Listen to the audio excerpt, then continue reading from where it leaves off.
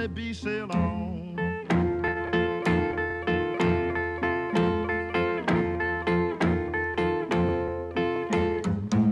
Sail on, sail on, my little honeybee, sail on.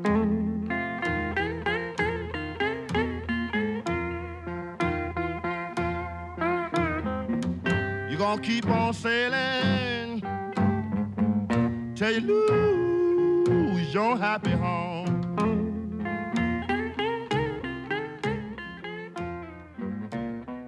The color line. The problem of the 20th century is the problem of the color line.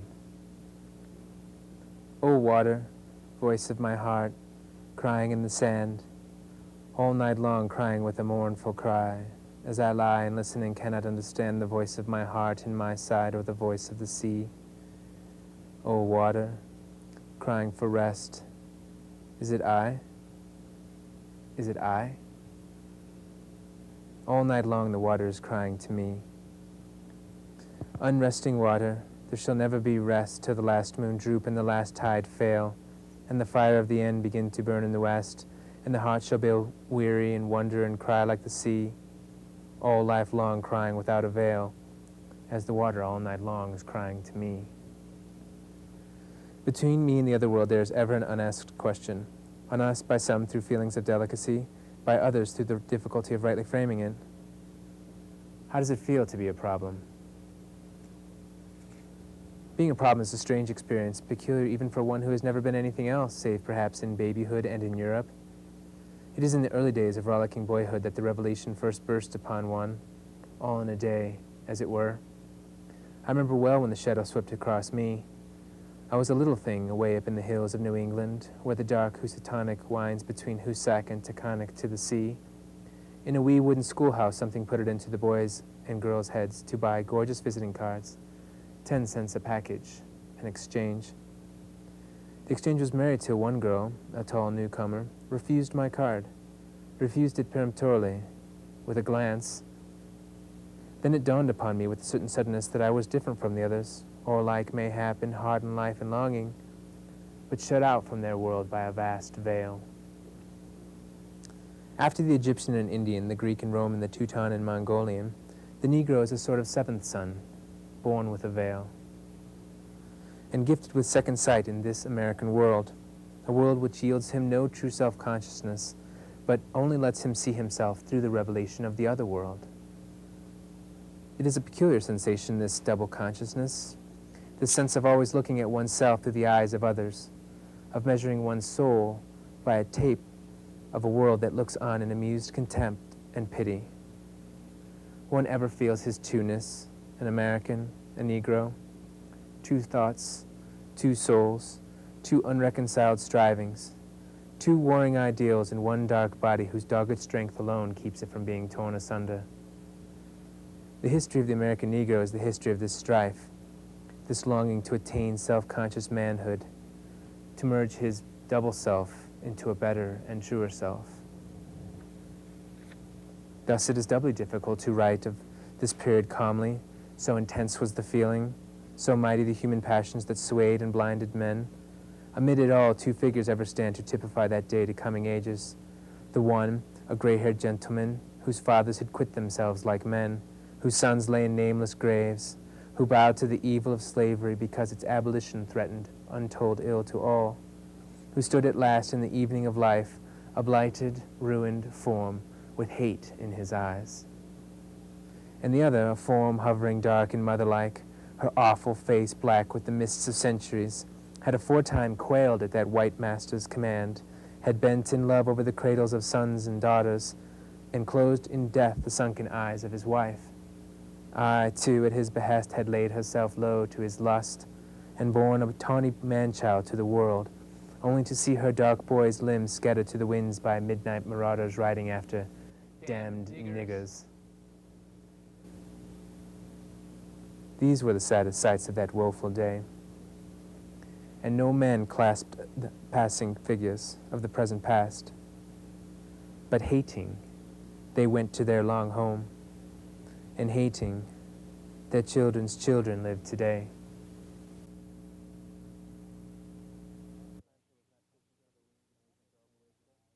Perhaps Atlanta was not christened for the winged maiden of Dol Boeotia.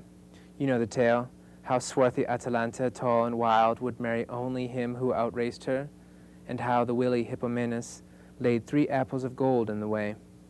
She fled like a shadow, paused, startled over the first apple, but even as he stretched his hand, fled again, hovered over the second, then, slipping from his hot grasp, flew over river, vale, and hill. But as she lingered over the third, his arms fell round her, and looking on each other, the blazing passion of their love profaned the sanctuary of love, and they were cursed. If Atlanta be not named for Atalanta, she ought to have been. After the War on Emancipation, the great form of Frederick Douglass, the greatest of American Negro leaders, still led the host. Self-assertion, especially in political lines, was the main program, and behind Douglass came Eliot, Bruce, and Langston. Ultimate assimilation through self-assertion and on no other terms. But easily the most striking thing in the history of the American Negro since 1876 is the ascendancy of Mr. Booker T. Washington. Others less shrewd and tactful had formerly essayed to sit on these 2 stools and had fallen between them. But as Mr. Washington knew the heart of the South from birth and training, so by singular insight he intuitively grasped the spirit of the age which was dominating the North.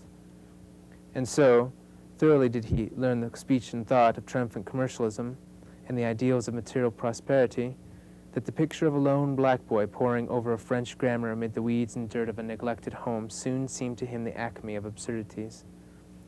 One wonders what Socrates and St. Francis of Assisi would say to this. Yet the prevailing public opinion of the land has been but too willing to deliver the solution of a wearisome problem into his hands and say, if that is all you and your race ask, take it. Work and wealth are the mighty levers to lift this old new land.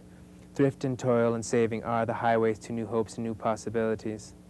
And yet, the warning is needed, lest the wily Hippomenes tempt Atalanta to thinking that gold and apples are the goal of racing, and not mere incidents by the way.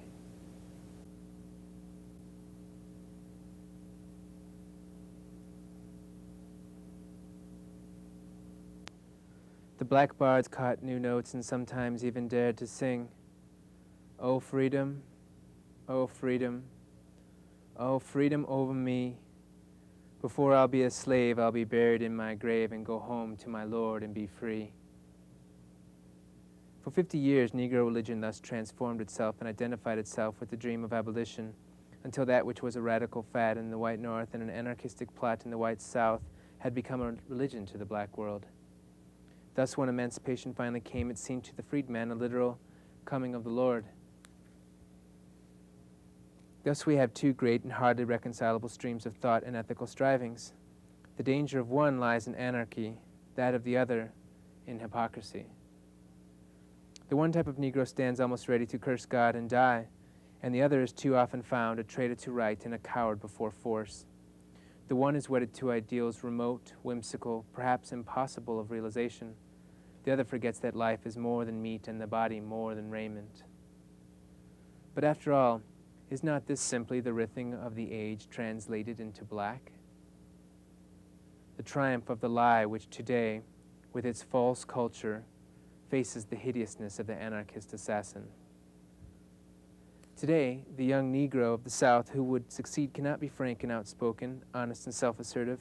His real thoughts, his real aspirations must be guarded in whispers. He must not criticize. He must not complain. Patience, humility, and adroitness must in these growing black youth replace impulse, manliness, and courage. With this sacrifice, there is an economic opening and perhaps some peace and prosperity. Without this, there is riot, migration, and crime. Nor is this situation peculiar to the southern United States.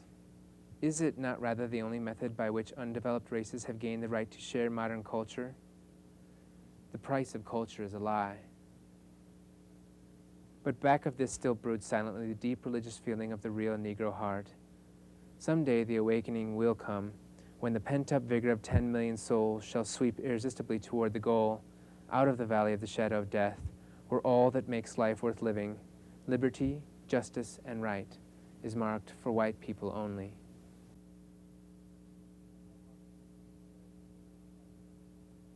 I walk through the churchyard to lay this body down. I know moonrise, I know star rise. I walk in the moonlight, I walk in the starlight. I'll lie in the grave and stretch out my arms. I'll go to judgment in the evening of the day, and my soul and thy soul shall meet that day when I lay this body down. They that walked in darkness sang songs in the olden days, sorrow songs, for they were weary at heart. And so before each thought that I have written in this book, I have said a phrase, a haunting echo of these weird old songs in which the soul of the black slave spoke to men. Your country, how came it yours? Before the pilgrims landed, we were here. Here we have brought our three gifts and mingled them with yours, a gift of story and song, soft stirring melody in an ill-harmonized and unmelodious land, the gift of sweat and brawn, to beat back the wilderness, conquer the soil, and lay the foundations of this vast economic empire 200 years earlier than your weak hands could have done it. The third, a gift of the spirit. Would America have been America without her Negro people? Through all the sorrow of the sorrow songs, there breathes a hope, a faith in the ultimate justice of things. The minor cadences of despair change often to triumph and calm confidence. Sometimes it is faith in life, sometimes a faith in death, sometimes assurance of boundless justice in some fair world beyond. But whichever it is, the meaning is always clear. That sometime, somewhere, men will judge men by their souls and not by their skins. Is such a hope justified? Do the sorrow songs sing true? My children, my little children, are singing to the sunshine, and thus they sing. Let us cheer the weary traveler, cheer the weary traveler. Let us cheer the weary traveler along the heavenly way.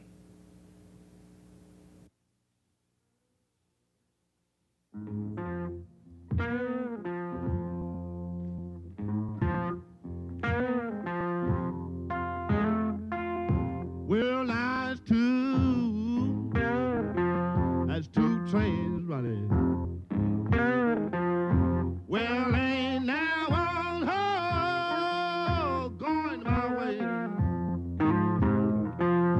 Well, now one run at midnight, the other one running just for days. They're running just for days. It's running just for days. Oh, Lord, sure enough the hill. Oh, well.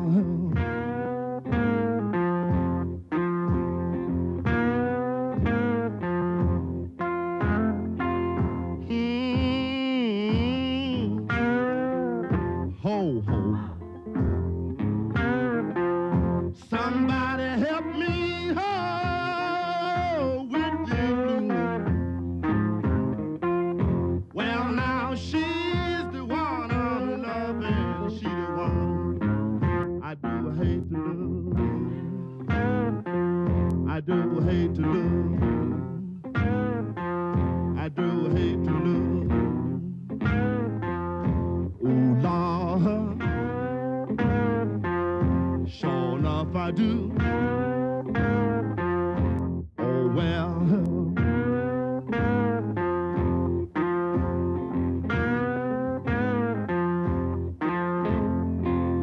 I've been crazy